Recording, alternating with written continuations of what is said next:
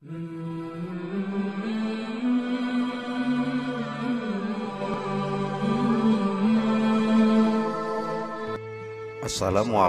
warahmatullahi wabarakatuh. Hamdan wa syukran lillah, salatan wa salaman ala rasulillah wa ala alihi wa sahbihi wa mawala, amma ba'du. Sahabat takwa yang dirahmati oleh Allah subhanahu wa ta'ala, setiap orang memiliki garis takdirnya masing-masing, baik itu rezeki, jodoh maupun kematian. Semua itu sudah diatur oleh Allah subhanahu wa ta'ala, zat yang maha mengatur. Berkaitan dengan kelapangan rezeki, Allah subhanahu wa ta'ala berfirman dalam Al-Quran bahwa ada golongan manusia yang dilapangkan rezekinya dan dijamin oleh Allah subhanahu wa ta'ala dari manapun tanpa disangka-sangka oleh yang bersangkutan. Hal ini dijelaskan dalam Quran surat At-Tolaq ayat yang ketiga. Dan dia memberinya rezeki dari arah yang tidak disangka-sangkanya. Dan barang siapa bertawakal kepada Allah, niscaya Allah akan mencukupkan keperluannya. Sesungguhnya Allah melaksanakan urusannya. Sungguh Allah telah mengadakan ketentuan bagi setiap sesuatu. Quran surat At-Tolaq ayat 3. Lalu amalan apa yang menjadikan seseorang dijamin, dilapangkan, dibanyakkan rezekinya oleh Allah subhanahu wa ta'ala dari berbagai jalan yang tak disangka-sangka tersebut? Pertama, memperbanyak istighfar. Allah subhanahu wa ta'ala berfirman, maka aku katakan kepada mereka, mohonlah ampun kepada Tuhanmu. Sesungguhnya Dia adalah Maha Pengampun. Niscaya Dia akan mengirimkan hujan kepadamu dengan lebat dan membanyakkan harta dan anak-anakmu, dan mengadakan untukmu kebun-kebun, dan mengadakan pula di dalamnya untukmu sungai-sungai. Quran surat Nuh ayat yang ke-10 sampai dengan ke-12. Terdapat sebuah asar dari Hasan al-Basri rahimahullahu ta'ala yang menunjukkan bagaimana faidah istighfar yang luar biasa. Sesungguhnya seorang pernah mengadukan kepada Al-Hasan tentang musim paceklik yang terjadi. Lalu Al-Hasan menasihatkan, beristighfarlah, mohon ampunlah kepada Allah subhanahu wa ta'ala. Kemudian orang lain mengadu lagi kepada beliau tentang kemiskinannya. Lalu Al-Hasan menasihatkan, beristighfarlah, mohon ampunlah kepada Allah subhanahu wa ta'ala. Kemudian orang lain mengadu lagi kepada beliau tentang kekeringan pada kebunnya. Lalu Al-Hasan menasihatkan, beristighfarlah, mohon ampunlah kepada Allah subhanahu wa ta'ala. Kemudian orang lain mengadu lagi kepada beliau karena sampai waktu itu belum memiliki anak. Lalu Al-Hasan menasihatkan, beristighfarlah, mohon ampun kepada Allah subhanahu wa ta'ala. Kemudian setelah itu Al-Hasan al-Basri membacakan surat Nuh di atas. Hadis ini diriwayatkan oleh Al-Hafidz Ibnu Hajar di dalam kitab Fathul Bari. Yang kedua, menjalin silaturahmi. Silaturahim adalah menjalin hubungan dengan kerabat yang pernah putus atau terus menjalin yang telah selama ini ada. Dari Abu Hurairah radhiyallahu anhu, Rasulullah sallallahu alaihi wasallam bersabda, "Man sarrahu ayyubsatalahu bi rizqihi wa ayyun sa'alahu fi atharihi falyasil rahimah." Siapa yang suka dilapangkan rezekinya dan dipanjangkan umurnya, hendaklah dia menyambung silaturahim.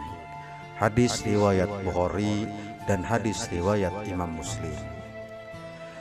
Kata Imam An-Nawawi, dilapangkan rezeki adalah diluaskan atau diperbanyak rezekinya.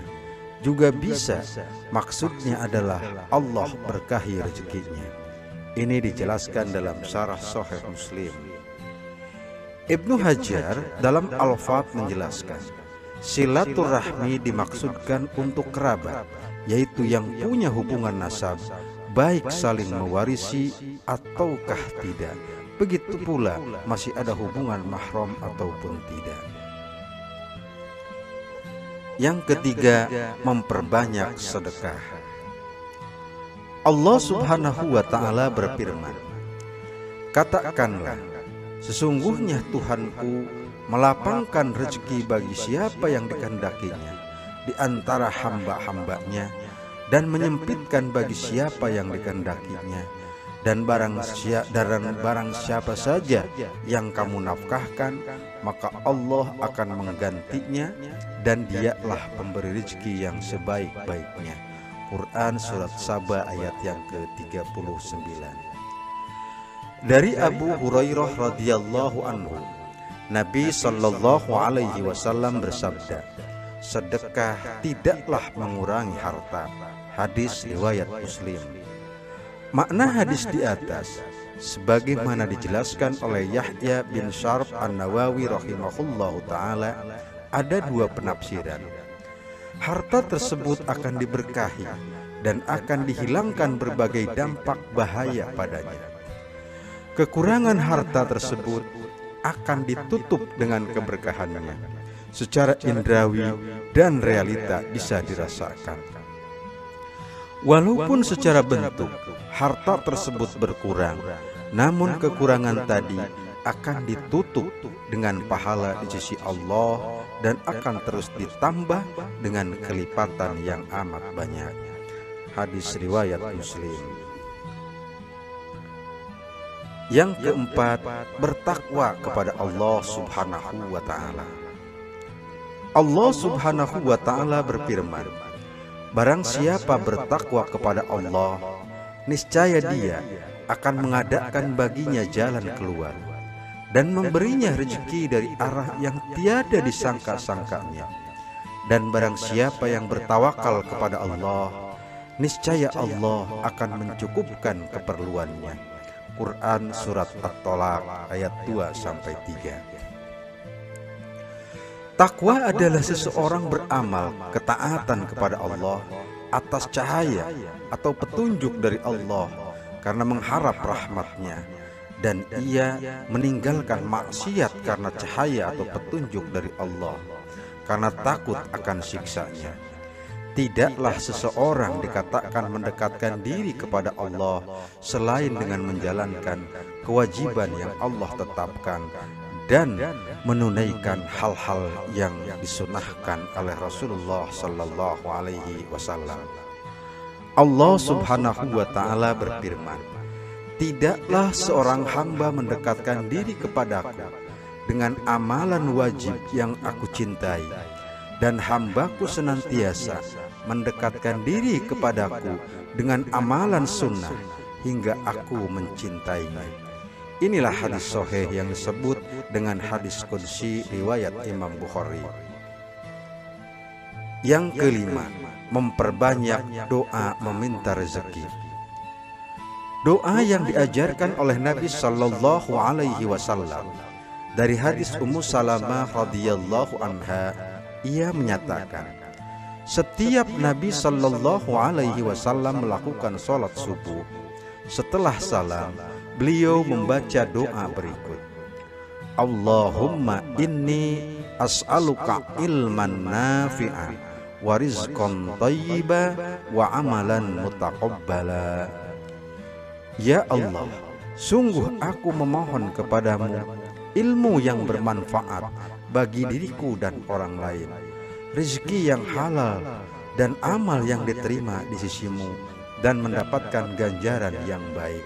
Hadis riwayat Ibnu Majah.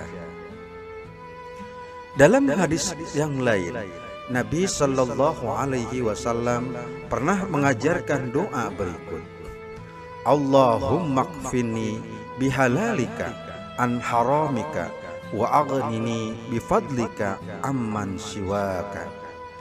Ya Allah, cukupkanlah aku dengan yang halal dan jauhkanlah aku dari yang haram, dan cukupkanlah aku dengan karuniamu dari bergantung pada selainmu.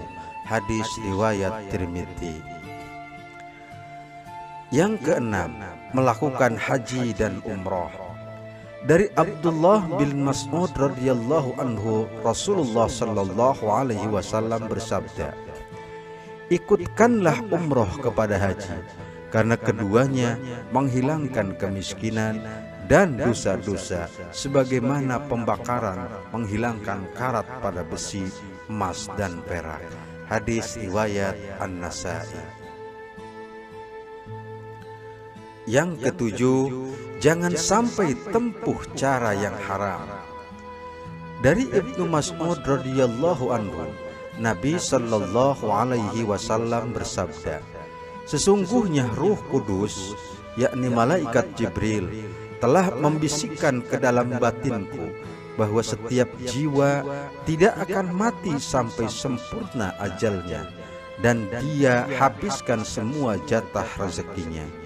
Karena itu, bertawakallah kepada Allah dan perbaguslah cara dalam mengais rezeki. Jangan sampai tertundanya rezeki mendorong kalian untuk mencarinya dengan cara bermaksiat kepada Allah, karena rezeki di sisi Allah tidak akan diperoleh kecuali dengan taat kepadanya. Hadis riwayat Tabrani. Sahabat takwa yang dirahmati oleh Allah Subhanahu wa Ta'ala, demikianlah penjelasan dalam kesempatan yang berbahagia ini beberapa amalan yang bisa kita lakukan dalam upaya menarik rezeki dari Allah Subhanahu wa Ta'ala. Mudah-mudahan bermanfaat untuk kita semua. Wassalamualaikum warahmatullahi wabarakatuh.